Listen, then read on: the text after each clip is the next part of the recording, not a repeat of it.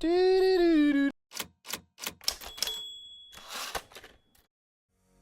everyone, and welcome back to Jesse Hecht Creative. Today we're entering Versus Mode with the Steelcore Commander and the Twilight Guard 2-pack from the G.I. Joe Classified series. Before we begin, leave a like, hit subscribe, and comment below your favorite figure in this review. It really helps out the channel. Now let's get to it. The Steelcore Commander looks pretty good with this head sculpt. We've seen this before, but I do love the gold on it. It looks really nice. We also get this kind of bluish gray that appears throughout the figure. It looks really good, honestly, and the front looks nice too with that blue on the visor. And I do appreciate the turtleneck neck underneath looking nice as well with stripes all the way around. And we do get back this far here, forward this far here. You do get a swivel over here and a pivot. Nice head sculpt. The body we've seen before once again. The armor looks pretty good. There's some pitting and scratching somewhere. A lot of wrinkles and places that look like it's made of a fabric. I do like the texturing on this also, as well as this emblem here, and on the side we have more bullets over there, a lot of pouches and holsters everywhere. It's really nice. And for the arms, we do get greaves and gauntlets galore everywhere. It's pretty cool. A lot of armor on the arms at least, as well as that material again that matches the head sculpt. I do think the color coordination is really good on this figure. And for articulation, we get back this far, forward this far. We do get a swivel over here all the way around pretty much with an up this far. This does hinder it, and down, and a butterfly joint over here and all the way around. With the swivel at the bicep over here, kind of hard to move because this does get in the way a little bit once again. We do get up this far with a pretty gummy elbow. Oddly enough for G.I. Joe, they're usually pretty good on that. And we do get a swivel over here and a sort of gun-toting hand over here, and the same on the other side, but mirrored. Though the hand does have a different axis going up and down this way, whereas this one goes up and down this way. It's pretty cool. And the legs look really nice. Honestly, best part of the figure for me. I do like this kind of bluish gray color, and this green is nice as well with the really good sculpting on here, I gotta say. Love it. And the boots look good too, unassuming. Kind of new to me at least. Maybe I haven't seen Joe's in a while or something, but yeah, they're very well done from all angles. And for the articulation, you have down with the drop hip over here, then up this far, then back. All the way back is pretty good over here on that front over there. With a swivel up here, working out pretty well. A swivel down here at the boot, and then down, and then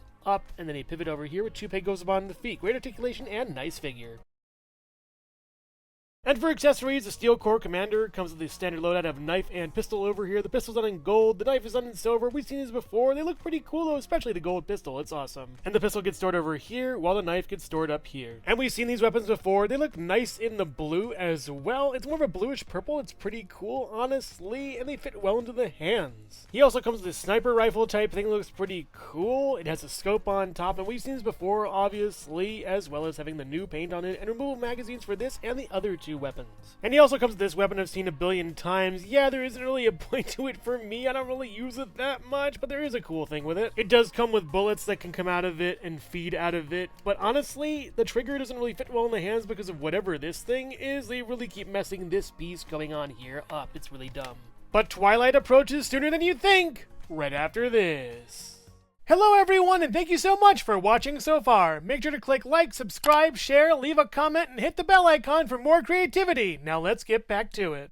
The Twilight Guard is probably why everyone is after this pack, and with good reason. This figure looks really cool and very scary, Vader-esque. I love the amount of vents on here, the Cobra-like design, the helmet, the eyes, it all comes together really well with that sort of metal neck. Yeah, now we're talking. And for articulation, we get back this far, forward this far, you get a pivot over here all the way around, swivel, really nicely done on this guy. Love this head sculpt. The body is amazing too. I like the black and silver with the gray accents as well. We have this cloth piece going over here. We'll go over in a little bit, but my favorite colors are in full force here. We have purple and orange. Oh my gosh, this is awesome. It's like a birthday gift to me, and how did they know? Today is my birthday, so wish me a happy birthday in the comments below. One thing I don't like though is how this strap goes over the Cobra logo. It's kind of a bummer, and speaking of which, let's talk about this cape. It looks really nice. It feels pretty good. It's like satin in a way. There's stitching on top that doesn't really work as well as it should. Honestly, it could be way better here. Black stitching instead of red. red, that'd be nice. And also it kind of bunches down over here. A little more puff would be great. I do like how it's put on though. I believe under the neck over here, as well as a strap going around, works out really nice. And more straps in the back that are actually done in plastic, looking nice. And we have a lot of reuse from the Crimson Guard, but I don't really mind. This is actually pretty cool. And for the articulation, we're going to go back this far, forward this far. You're going to swivel over here all the way around. We do get up this far and down and all the way around over here with the butterfly joint going there. With a swivel over here, as well as a double hinged pinless tech elbow up there, and then down, and a swivel over here, and then in and out like the same other hand. And this hand goes, I believe, up and down. So yeah, same as the other one. Maybe these figures aren't so different after all if they put aside their differences. And yeah, this has no pin on it. It's kind of frustrating and kind of a bummer, but I get how it would bleed into this. We've seen Prince John before. But yeah, same articulation all the way around for this at least. It works out really well, and honestly, this is a really nice figure so far. I'm loving the paint on it. The legs are kind of boring. Could use some of the secondary colors from above, and it's just gray and black, kind of blah, honestly. And we do get down this far with the drop down hip, and then up pretty far, and then back pretty far. At least moving that cape out of the way without is really nice too. And then swivel up here, swivel down here, down, and then up, and then a pivot with bagels up on the feet. And while this knee won't work for me, I could probably get it loose with some heat. This knee works really well, actually. Pretty awesome.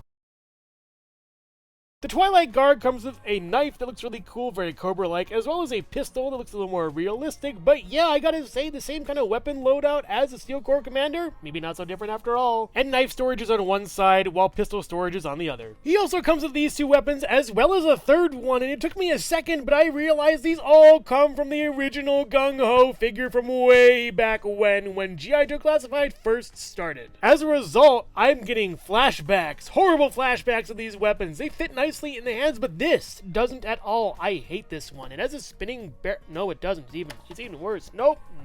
And to top it all off, he does come with this hole in his back that you can fit this into, but I'm not gonna. I am not going to. This is the worst backpack in existence. And these two weapons fit pretty okay on here. This one doesn't really, but the second you turn your back, they just fall off. Worst backpack ever. I like the design though. It's pretty cool. But as with all Crimson Guard type figures, the silver lining is the sword, and oh boy, do I love this. Hard to get out though, kind of really difficult to get actually, but yeah, it's nice. I also think I actually caused some scuffing here, which is kind of a bummer. Honestly, the engineering for this figure could be way better. I just like the colors though. I can't help it. They're my favorites. And the sword with sheath does store safely on the side. And he does hold the sword really nicely in a super cool way. I think this figure is kind of not that great, but the look really puts it over the top for me. They also both come with this weapon. I'm not sure who it belongs to, but it looks pretty cool, and I think I've seen it before. But yeah, having some color would be great on this one.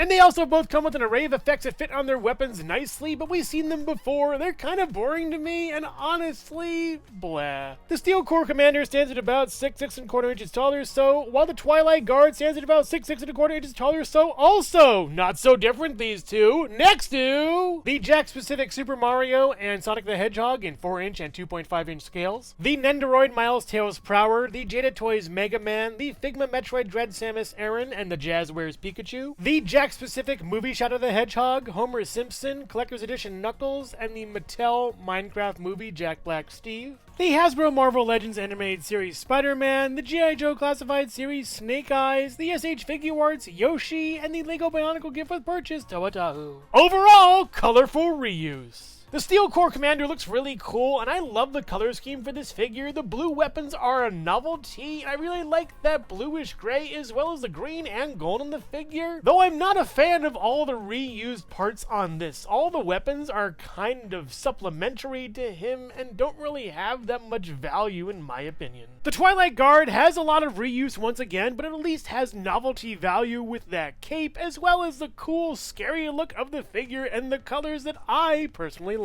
The weapons, however, are a PTSD disaster nightmare to one of my least favorite figures in the G.I. Joe Classified line, and yeah, the sword is cool, but really it doesn't have that much value when you compare it to the weapons loadout of the Steelcore Commander. And I do feel like these both could be better if they had a little more of their secondary colors on their weapons as well as on their persons. These would be nicer with more pop. So if you're a fan of cloth goods, G.I. Joes, or Cobra villains, then you'll love this 2-pack. It's pretty great. I would highly recommend getting it though if you're getting into the line and need some good guys and bad guys to start out with battles, but if you aren't new to the line, then I would honestly pass on this. But make no mistake, with colors like these, it must be my birthday. So which figure here is your favorite, the Steelcore Commander or the Twilight Guard? Let me know in the comments below. Thank you so much for watching Jesse Hecht Creative. Make sure to click like, subscribe, share, and leave a comment. You can also visit us at jessehechtcreative.com for more reviews like this one. Thank you so much for watching, and keep being creative. Stay tuned.